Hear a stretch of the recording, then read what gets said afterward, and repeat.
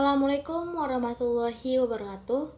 Perkenalkan, nama saya Nurul Fadila Lubis, NIM 190180016 dari kelas A1, jurusan Sistem Informasi Universitas Malikussaleh. Pada kesempatan kali ini, saya akan menjelaskan materi atau ringkasan dari mata kuliah Proyek Pengembangan Sistem Informasi pada pertemuan ke-9 sampai dengan pertemuan ke-14. Nah, untuk pertemuan ke-9, pokok bahasannya itu yaitu mengenai manajemen kualitas proyek. Untuk manajemen kualitas proyek itu meliputi aktivitas dan proses-proses penyelenggaraan organisasi yang menentukan kebijakan, kualitas, sasaran, dan tanggung jawab sehingga proyek akan mencukupi kebutuhan yang sudah dikerjakan itu. Menerapkan sistem manajemen kualitas, melakukan kebijakan, dan memeriksa prosedur dengan aktivitas peningkatan proses secara accounting yang diselenggarakan keseluruhannya. Kualitas yang dimaksud di sini biasanya memiliki hubungan keterkaitan yang sangat erat dengan sejumlah standar internasional, seperti contohnya yaitu memenuhi ISO sebagai panduan sistem manajemen mutu. Atau misalnya dalam pembuatan aplikasi diperhatikan kaidah baku software engineering yang memenuhi software quality assurance. Lalu berikutnya mengenai tujuan utama dari manajemen kualitas proyek, yaitu memastikan bahwa proyek akan memuaskan kebutuhan. Nah, kualitas sendiri hendaknya dipandang sejajar dengan ruang lingkup waktu dan bina proyek. Jika para stakeholder tidak puas dengan kualitas manajemen proyek atau produk yang dihasilkan, tim proyek akan melakukan persesuaian pada ruang lingkup waktu dan belum untuk memuaskan kebutuhan dan harapan stakeholder.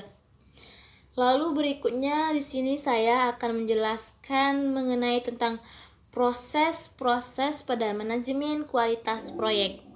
Nah, yang pertama yaitu rencana kualitas. Apa sih rencana kualitas? Nah, rencana kualitas itu adalah proses mengidentifikasi persyaratan-persyaratan kualitas dan atau standar-standar untuk produk dan proyek dan dokumen bagaimana proyek akan mempertunjukkan pemenuhan. Dan perencanaan mutu harus dilakukan secara paralel dengan proses-proses perencanaan proyek lain. Lalu proses berikutnya yaitu performa jaminan kualitas. Nah, untuk performa jaminan kualitas adalah proses dan auditing persyaratan-persyaratan kualitas dan diakibatkan oleh pengukuran kontrol kualitas untuk memastikan standar kualitas sesuai dan definisi operasional yang digunakan. Lalu proses yang terakhir pada manajemen kualitas proyek yaitu performa jaminan kualitas, performa kontrol kualitas, di mana performa kualitas mutu merupakan proses hasil dari perekaman dan pemantauan tentang pelaksanaan aktivitas kualitas untuk mendata performa dan merekomendasikan perubahan-perubahan yang ada. Baik, selanjutnya saya akan membahas mengenai karakteristik dan perangkat lunak yang berkualitas atau quality software. Nah, untuk karakteristik dan perangkat lunak yang berkualitas merupakan mampu untuk memenuhi kebutuhan dan pemakaian pengembangan dan pemeliharaan perangkat lunak. Perangkat lunak juga disebut berkualitas jika bisa mengerjakan apa yang diinginkan oleh pemakaian, memakai sumber daya komputer secara benar dan efisien, mudah untuk dipelajari dan digunakan oleh pemakainya. Pengembang perangkat lunak bisa mendesain, menuliskan source code, melakukan coba atau testing, dan memelihara atau memaintain sistem tanpa kesulitan yang berat. Lalu untuk quality software itu juga harus memenuhi atribut-atribut. Nah, atribut-atributnya itu yaitu seperti yang pertama, functionality, di mana functionality itu merupakan perangkat lunak harus berfungsi bahkan dalam keadaan tidak normal. Lalu berikutnya itu flexibility, di mana perangkat lunak harus dapat beradaptasi dengan perubahan spesifikasi. Lalu berikutnya yaitu efisiensi, di mana perangkat lunak itu harus memberikan kinerja yang sesuai dan relatif terhadap jumlah sumber daya yang digunakan. Lalu berikutnya yang ketiga yaitu maintainability, di mana perangkat lunak mampu untuk dimodifikasi. Portability, di mana portability sendiri merupakan perangkat lunak mampu untuk dipindahkan dari satu lingkungan ke lingkungan yang lain. Reliability, perangkat lunak mampu mempertahankan tingkat kinerja ketika digunakan dalam kondisi tertentu. Lalu berikutnya yaitu reusability, di mana reusability merupakan perangkat lunak yang sudah ada dapat digunakan kembali. Dan yang berikutnya yaitu testability, di mana perangkat lunak yang sudah ada itu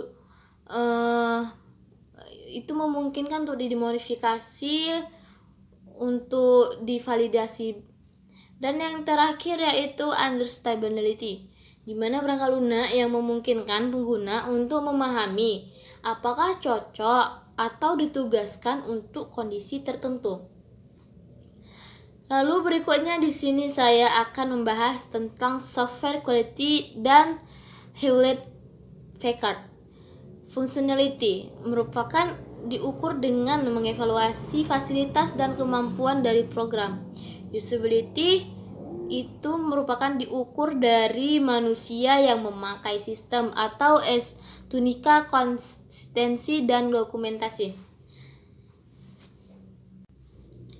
Lalu berikutnya yaitu reliability, di mana reliability sendiri itu dievaluasi dengan mengukur frekuensi kegagalan atau error, akurasi output MTBF atau mean time between failure, dan kemampuan mengatasi error. Lalu performance diukur dari kecepatan proses respon, pemakaian sumber daya, dan efisiensi. Dan supportability gabungan dari extensibility, adaptability, serviceability, atau ketiganya lebih dikenal dengan istilah maintainability, beserta testability, compatibility, configurability, kemudahan instalasi, dan identifikasi problem. Nah, berikutnya itu software quality factor, placement, product operation, corrections, reliability, usability, efficiency, product translate, profitability, usability, dan berikutnya yaitu interoperability, product revision, maintainability, dan flexibility, dan yang terakhir yaitu testability. Baik, berikutnya saya akan menjelaskan mengenai pertemuan ke-10 tentang contoh struktur organisasi untuk proyek IT besar.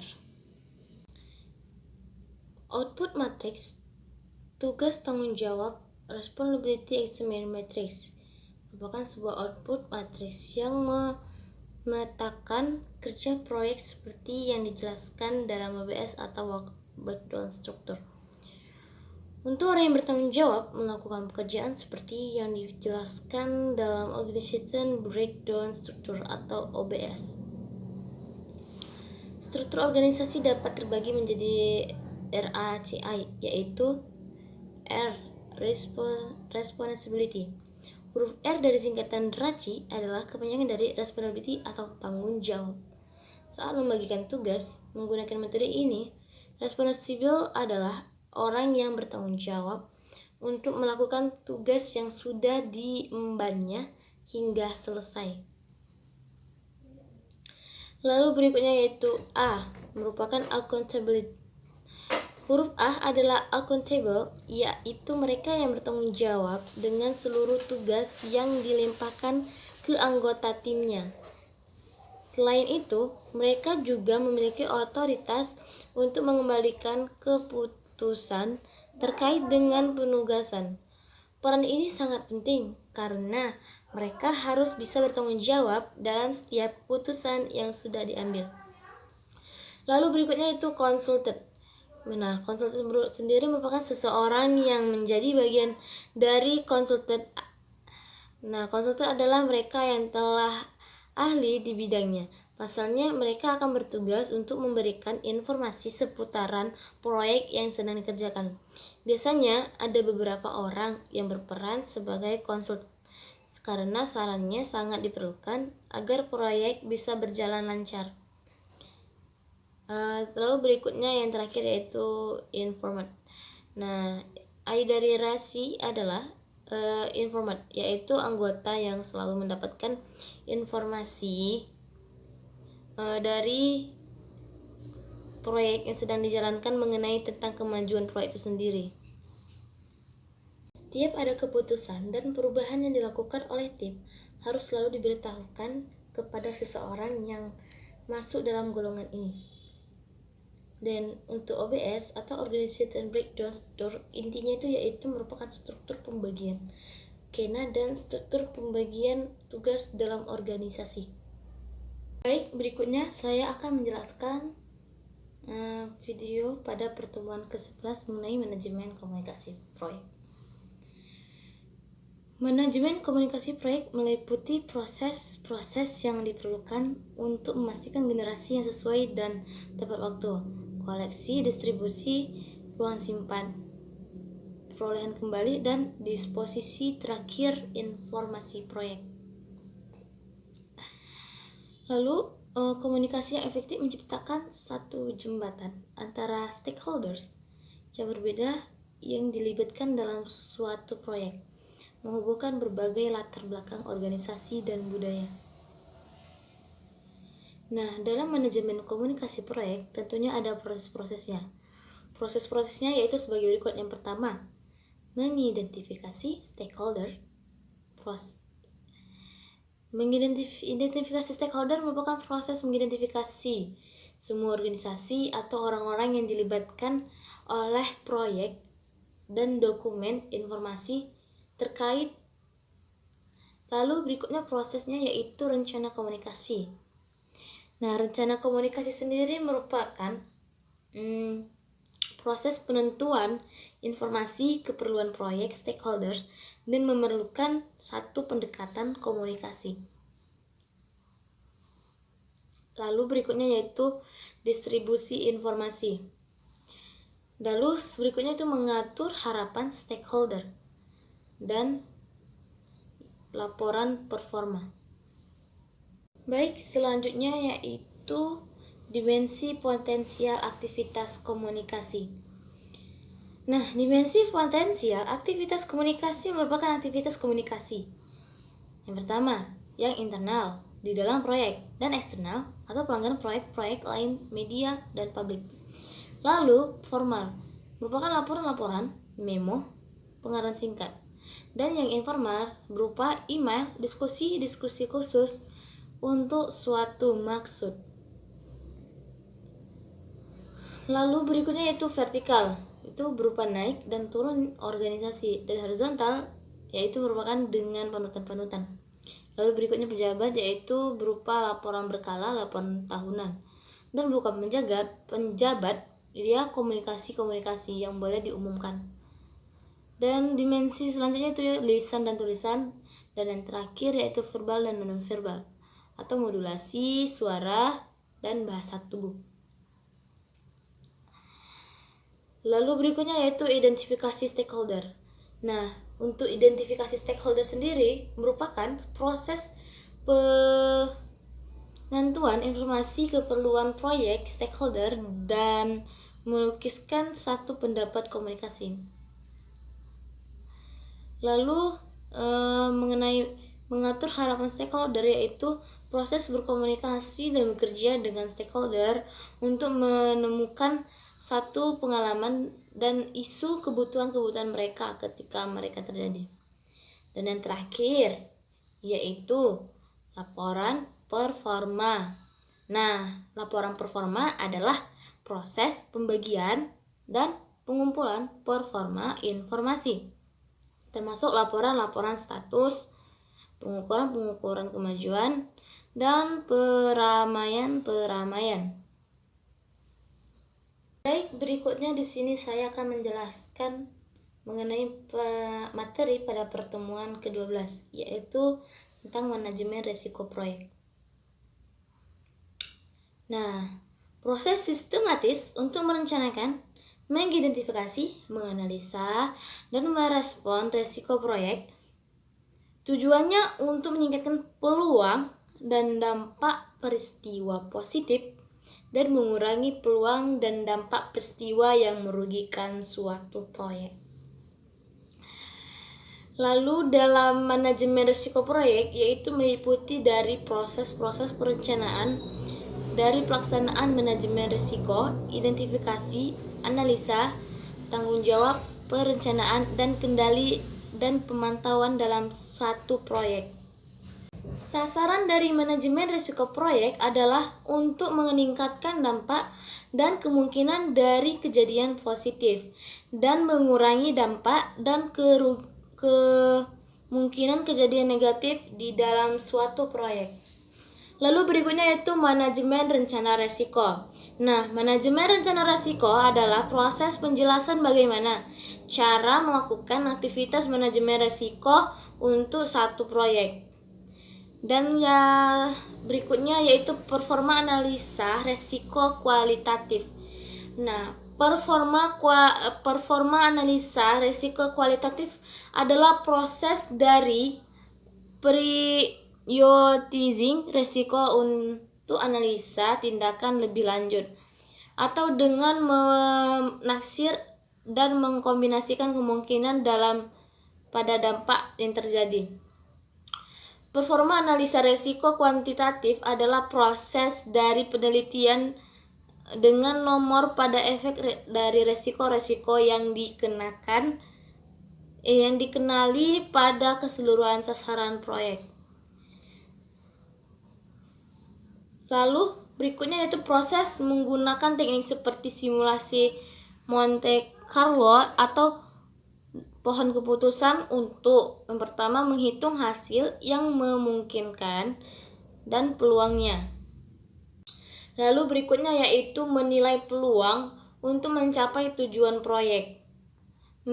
Dan berikutnya yaitu mengidentifikasi risiko yang membutuhkan perhatian paling besar dengan menghitung kontribusi relatifnya terhadap keseluruhan risiko proyek.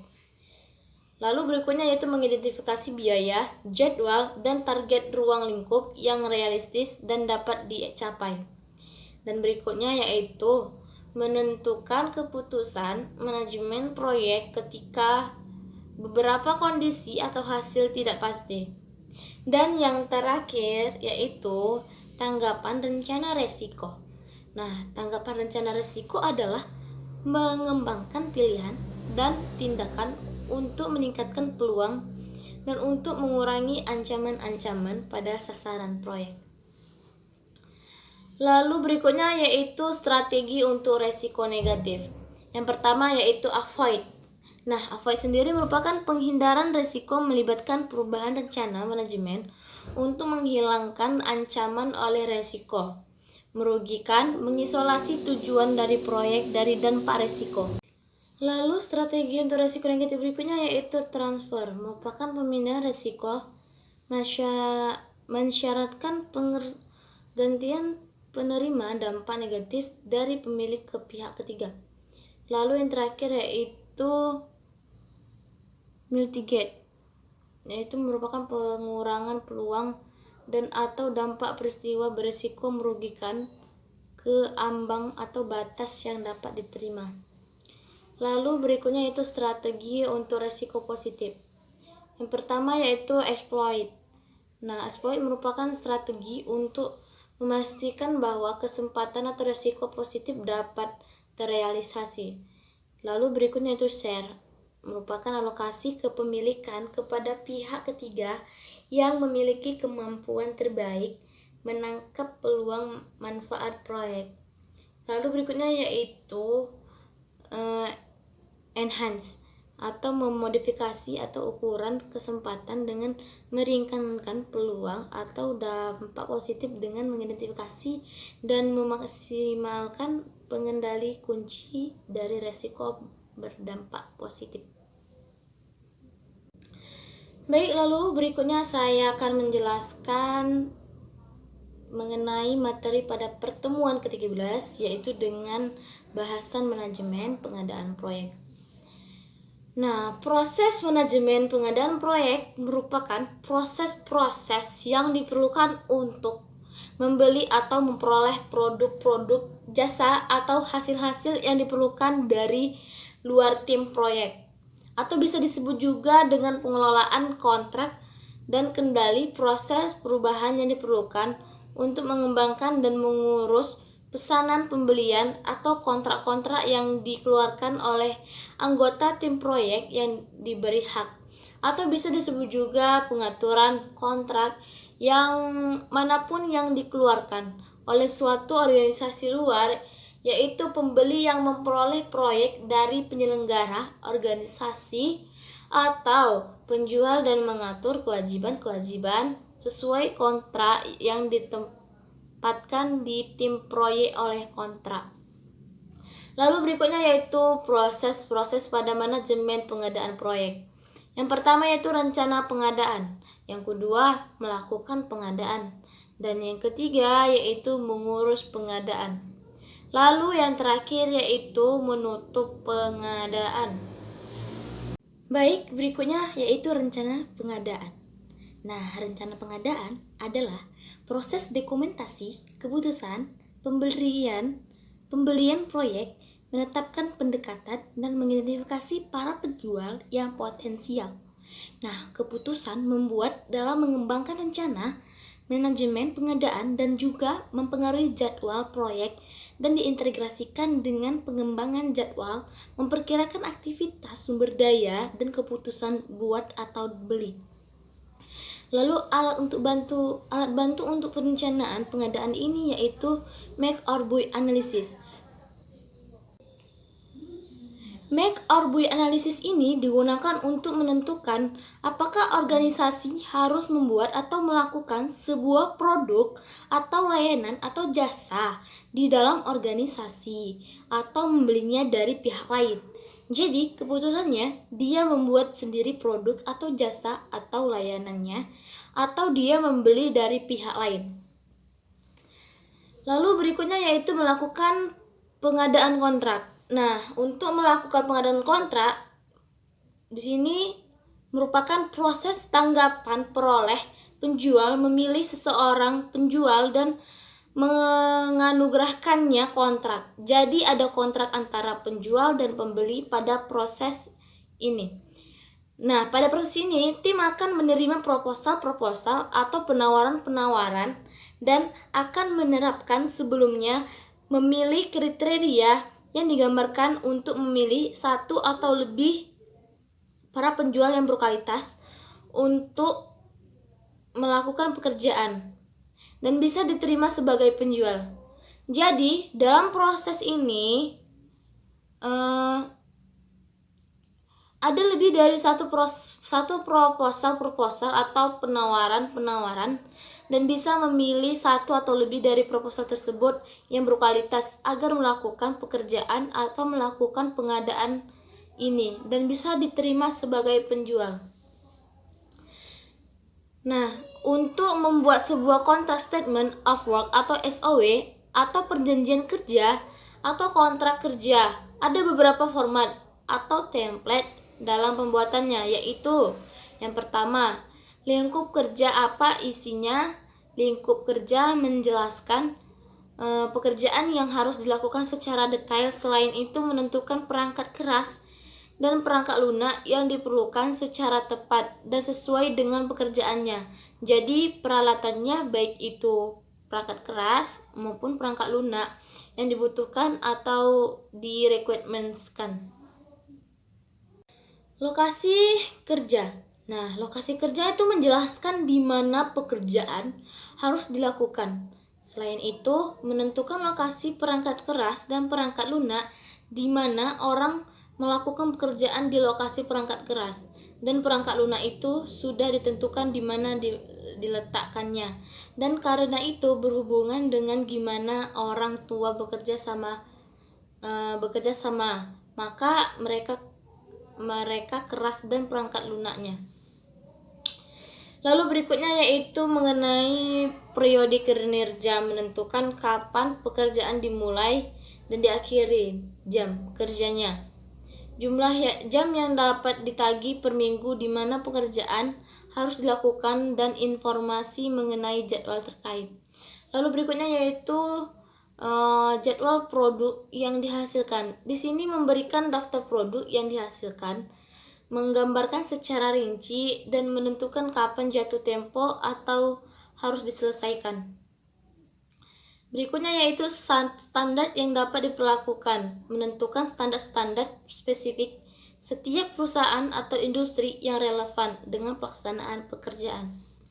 Lalu berikutnya itu kriteria penerimaan, menjelaskan bagaimana organisasi pembeli akan menentukan apakah pekerjaan dapat diterima penerimaannya dan sebagainya.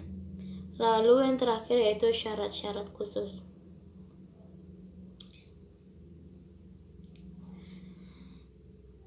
Baik, di sini berikutnya saya akan menjelaskan tentang mengurus pengadaan. Mengurus pengadaan adalah proses memanage hubungan-hubungan pengadaan, pemantauan performa kontrak, dan membuat perubahan dan koreksi-koreksi jika dibutuhkan. Kegiatan pelaksanaan pengadaan ini yang pertama yaitu menentukan pihak yang bertanggung jawab dalam mengerjakannya. Siapa yang mengerjakannya dalam proses pekerjaan proyek ini atau pengadaan ini, mengirim dokumen ke penjual yang potensial. Yang ketiga yaitu memperoleh proposal atau penawaran tadi sudah dijelaskan. Yang keempat yaitu memilih penjual, memilih proposal yang mana yang terbaik. Ya, berarti itu juga memilih penjual mana yang baik berdasarkan proposalnya. Dan yang kelima yaitu setelah fix siapa penjualnya, fix proposalnya, lalu dibuatkan kontrak. Lalu berikutnya yaitu menutup pengadaan. Menutup pengadaan sendiri adalah proses melengkapi masing-masing pengadaan proyek kawan. Pengertian satu kontrak adalah satu kasus khusus dari penutup pengadaan yang dapat diakibatkan oleh satu persetujuan timbal balik kedua belah pihak dari asumsi dari satu pihak atau untuk kenyamanan pembeli jika yang disediakan untuk di dalam kontrak.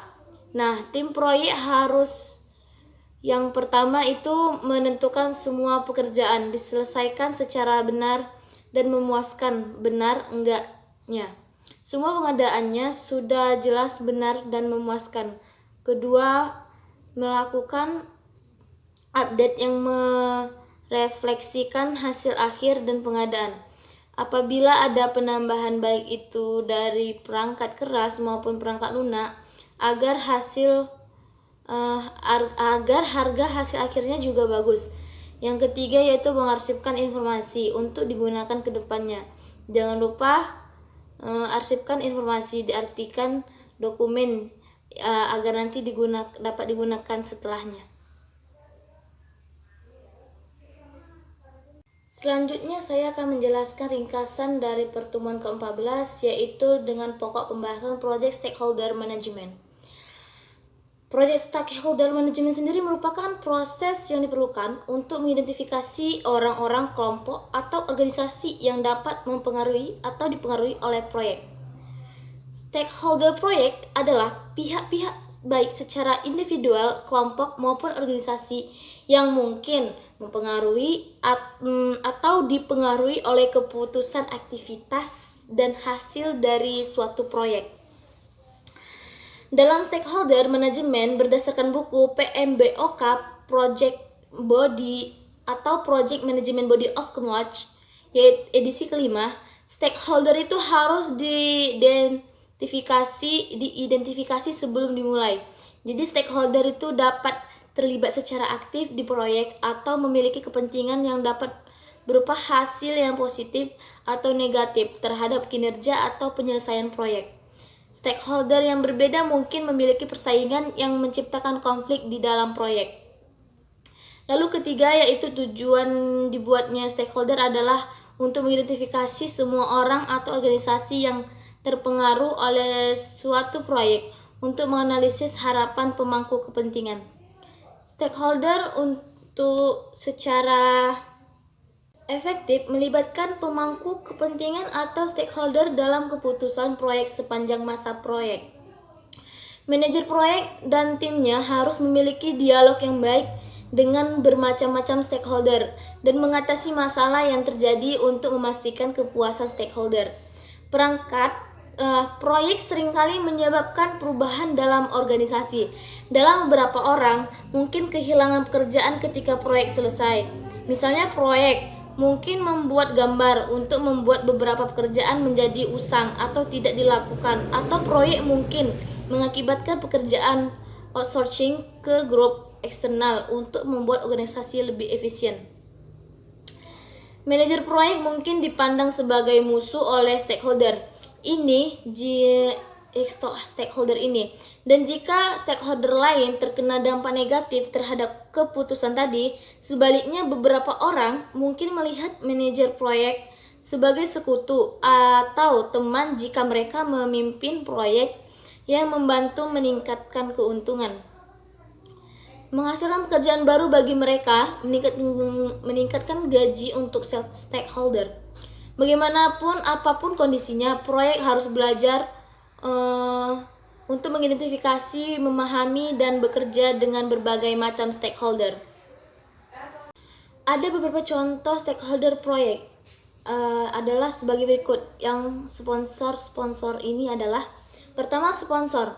Sponsor itu merupakan pihak pemilik dalam konteks sebagai kontraktor sponsor, dan kontraktor sponsor merupakan sebagai manajemen perusahaan.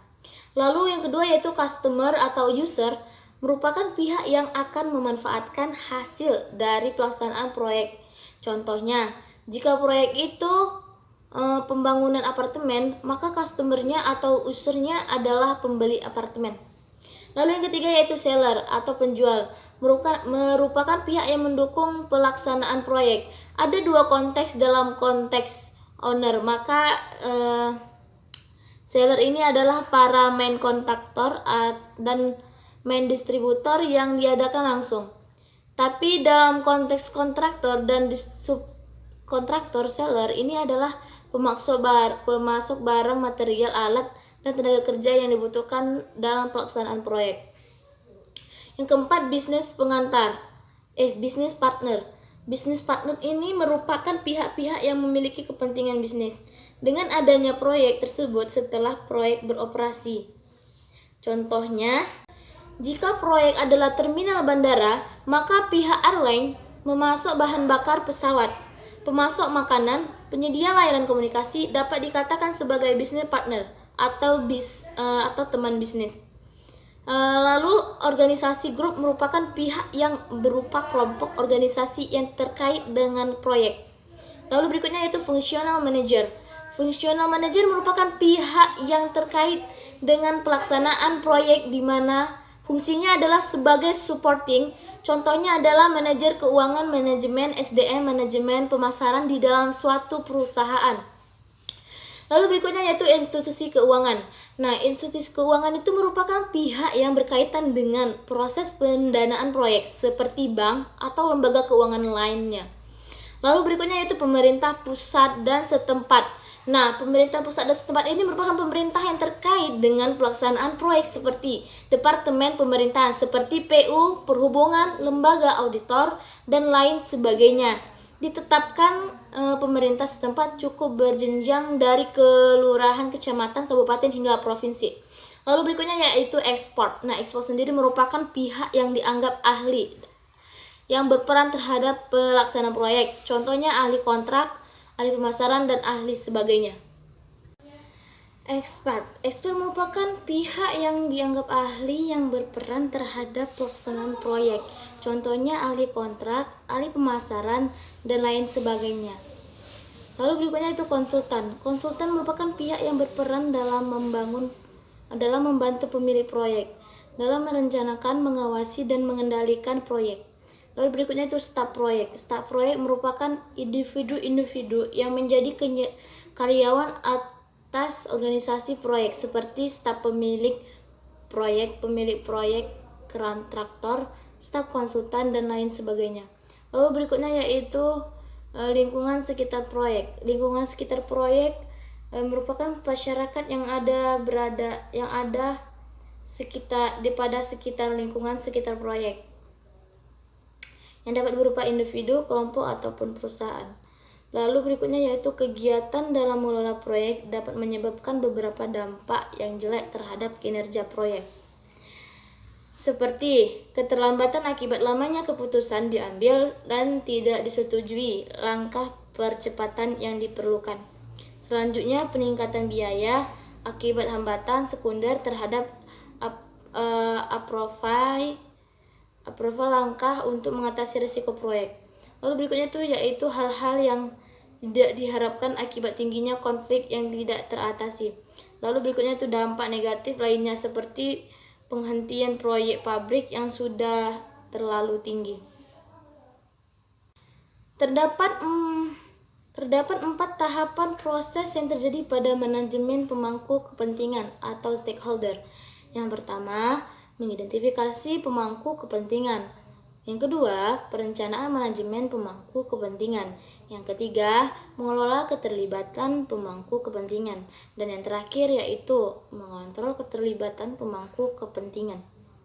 Lalu hal-hal penting yang terdapat pada overview di atas dapat disimpulkan sebagai berikut. Stakeholder harus teridentifikasi, dimulai dengan input project character, procurement, dokumen, faktor, dan organisasional profesi penting. Lalu berikutnya stakeholder harus direncanakan pengelolaannya yang merupakan output atau proses plan stakeholder manajemen yang berupa dokumen resmi. Lalu berikutnya yaitu dalam pengelolaannya diperlukan keahlian komunikasi interpersonal dan manajemen pengelolaan dapat mempengaruhi atau mengubah proyek, dokumen, dan organisasi proses pendapat ahli. Baik, cukup sekian video penjelasan dari saya mengenai materi dari pertemuan 9 sampai dengan pertemuan 14. Lebih dan kurang saya mohon maaf. Billahi taufiq wal hidayah. Wassalamualaikum warahmatullahi wabarakatuh.